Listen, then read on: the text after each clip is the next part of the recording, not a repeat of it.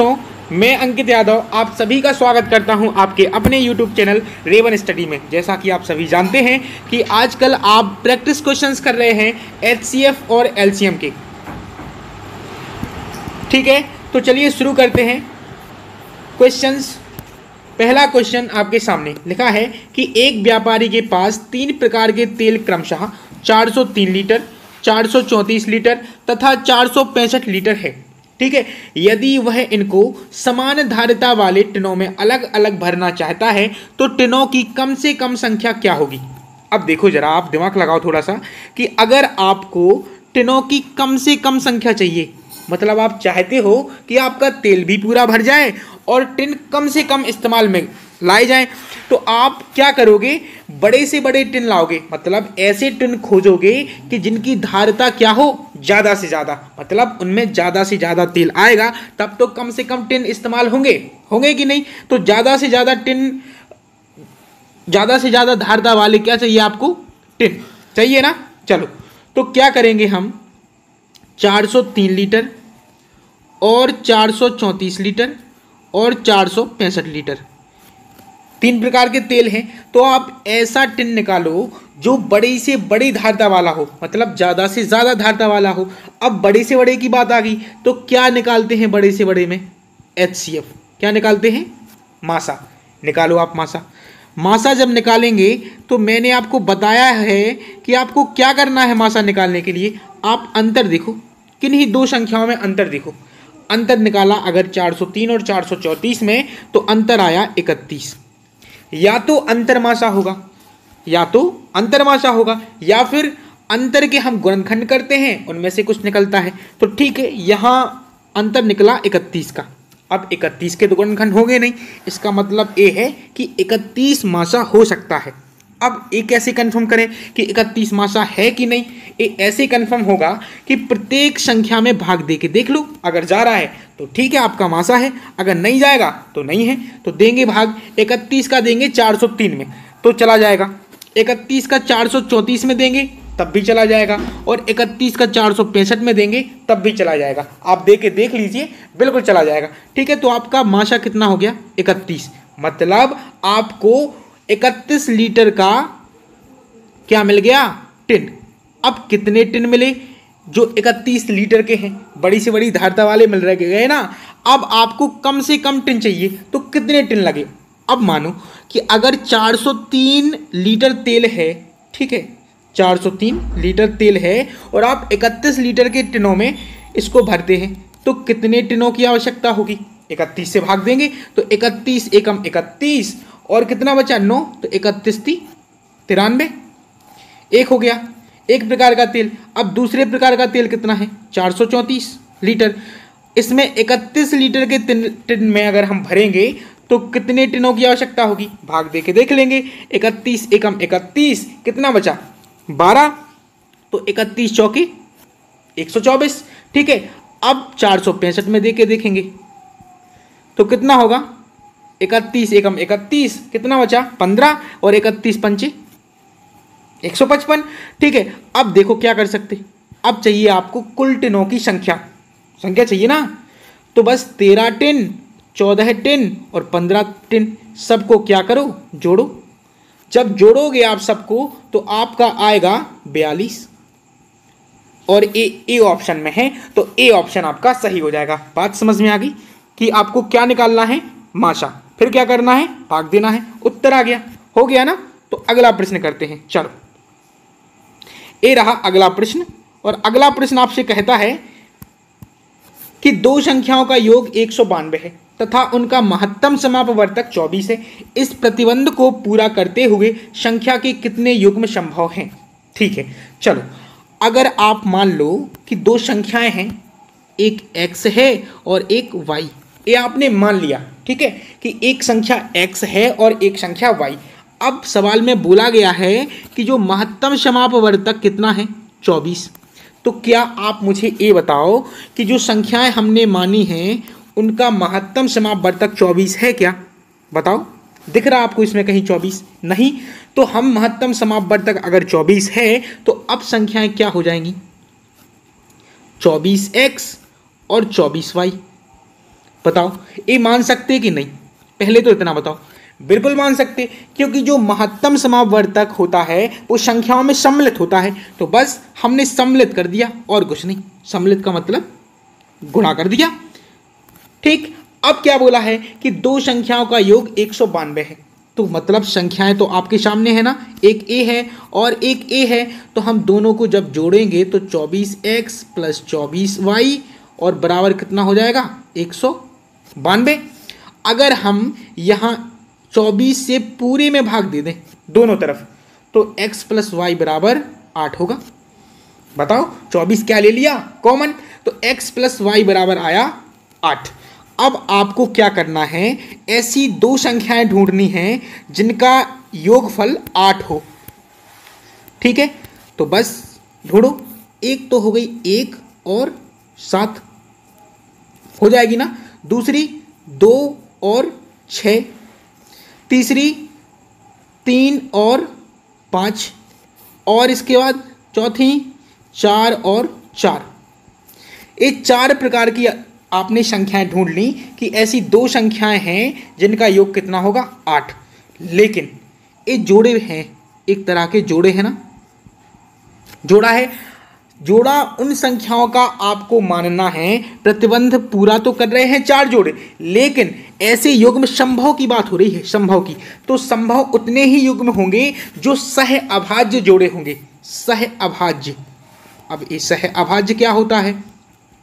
सह अभाज्य जोड़े ही संभव माने जाएंगे। ठीक है, ही संभव होंगे। ठीक, अब सह अभाज्य क्या होता है? सह अभाज्य वे संख्याएं होती हैं जिनका मासापा 1 हो।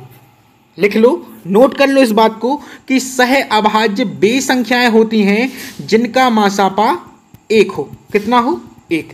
अब देखो क्या है इसमें, इन संख्याओं का मासापा 1 है क्या?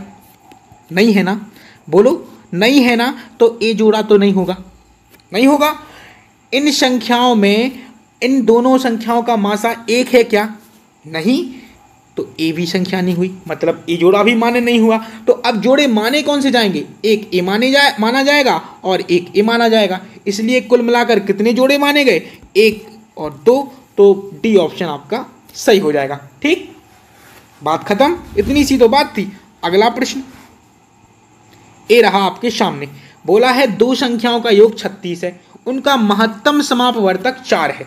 चलो, महत्तम समापवर्तक 4 है तो संख्याएं आपकी 4x और 4y हो जाएंगी। बताइए, यही होगी ना? अभी बताया ना मैंने कि ऐसे हो जाता है। तो 4x और 4y दो संख्याएं हो गई। अब बोला है कि योग, तो 4x और अच्छे से लिख लें, 4x + 4y बराबर कितना दिया? 36। अब x + y 4 ले लिया कॉमन, तो x + y बराबर आएगा 9। आएगा कि नहीं? अब ऐसी दो संख्याएं ढूंढनी हैं जिनका योग कितना हो? 9 हो। ढूंढो। एक तो 1 और 8 ये जोड़ा बना, एक आपका 2 और 7 का बनेगा, और कौन बनेगा? एक 3 और 6 का बनेगा, और 4 और 5 का बनेगा। और बनेंगे क्या? नहीं, फिर संख्याएं रिपीट होने लगेंगी, तो अब नहीं बनाना है, यही बनेंगे। अब इसमें संभव कितने हैं जोड़े? संभव मैंने क्या बताया कि सह अभाज्य संख्याओं का जोड़ा संभव माना जाता है, और वही जोड़ा आपको मानना है कि जोड़ा वही है।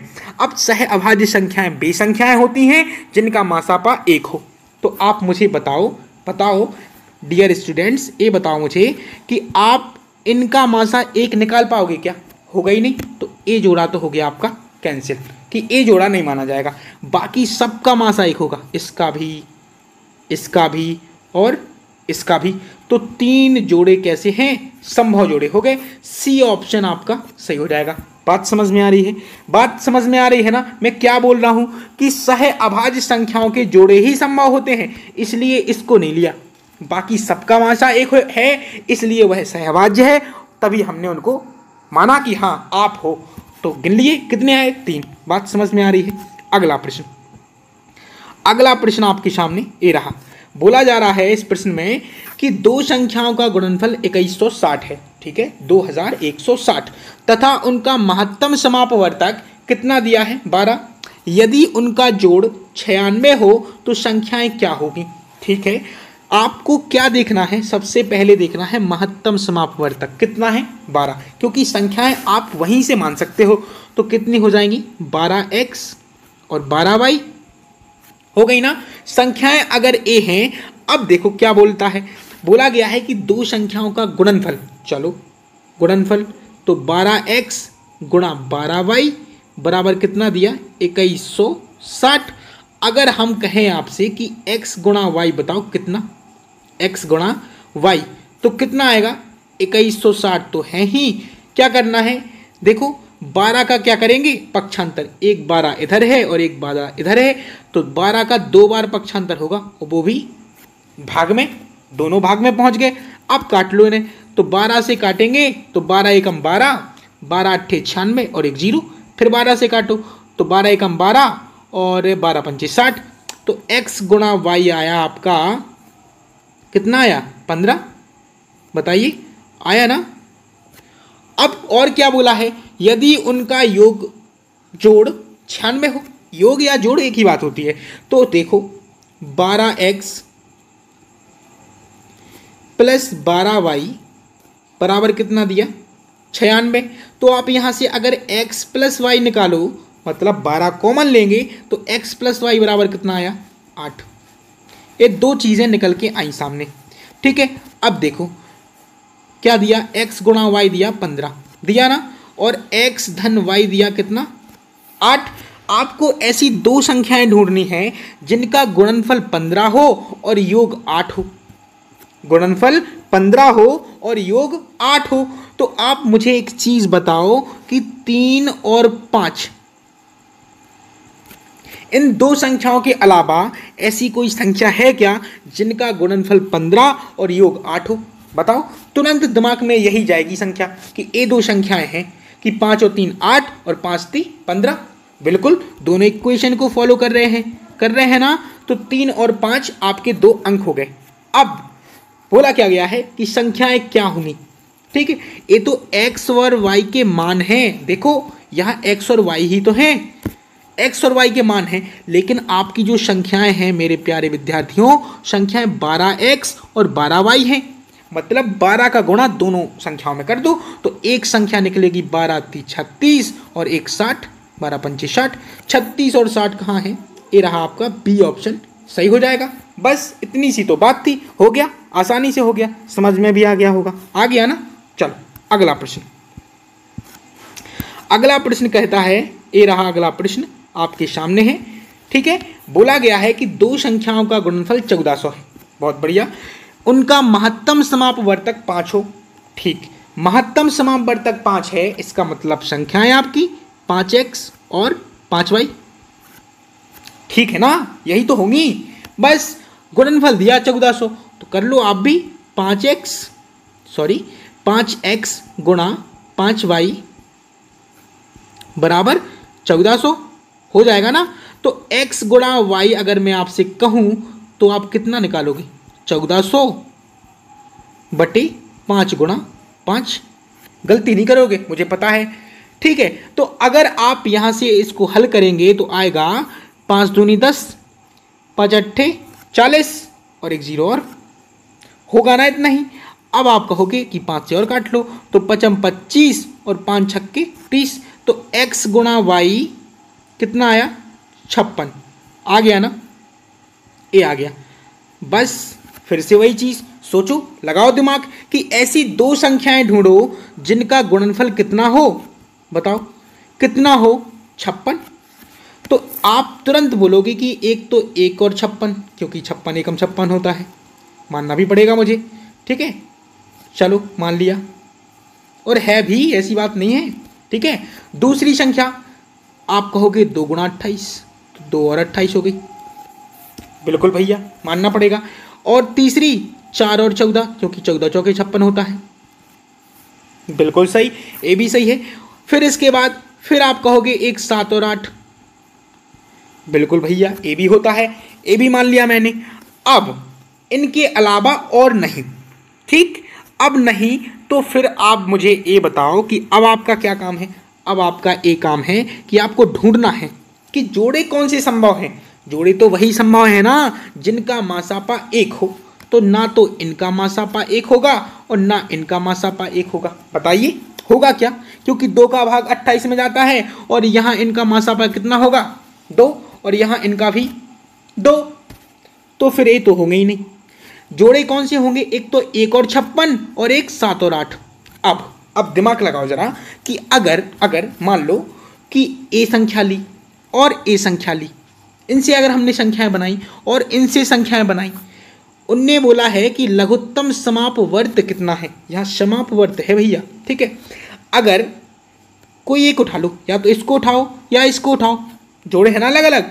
और आप सोचोगे कि अगर हम इसको उठाएंगे तो मेरा लासपा अलग आएगा, इसको लेंगे तो मेरा लासपा अलग आएगा। नहीं, ऐसा नहीं है।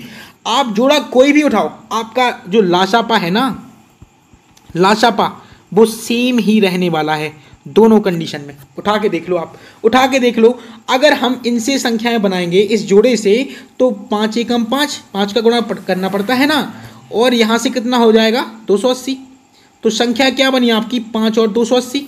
और यहाँ से अगर आप संख्याएं बनाओगे तो क्या बनेगी आपकी 35 और 40 बनेगी ना।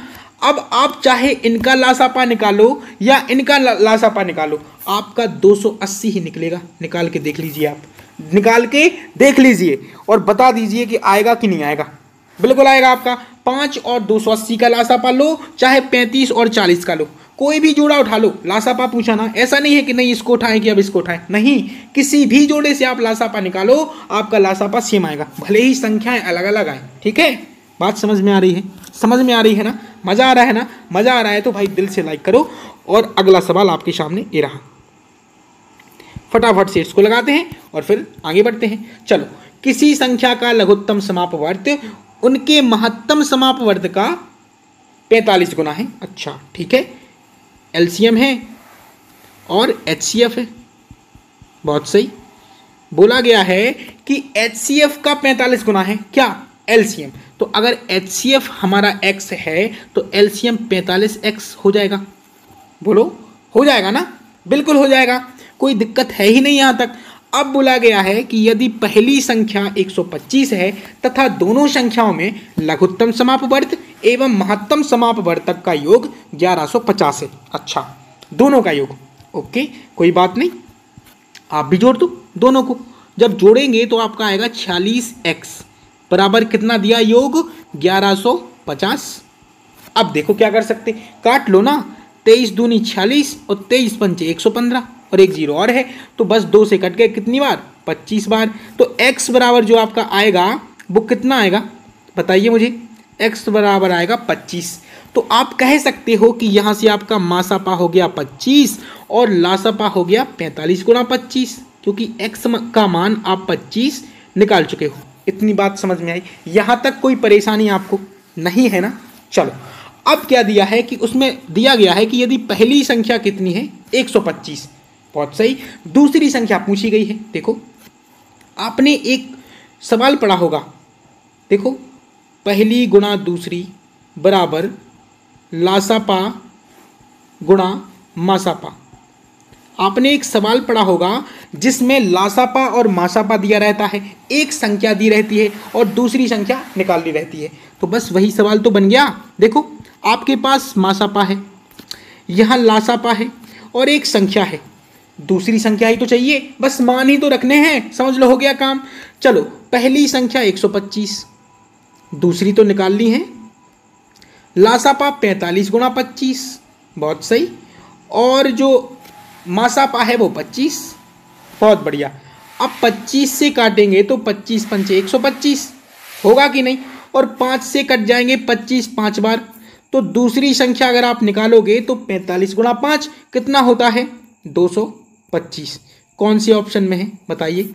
डी ऑप्शन आपका सही हो जाएगा। इतनी सी तो बात थी, हो गया, समझ लो, हो गया ना? मज़ा आया? मज़ा आया तो बस चलो अगला सवाल आपके सामने ये रहा।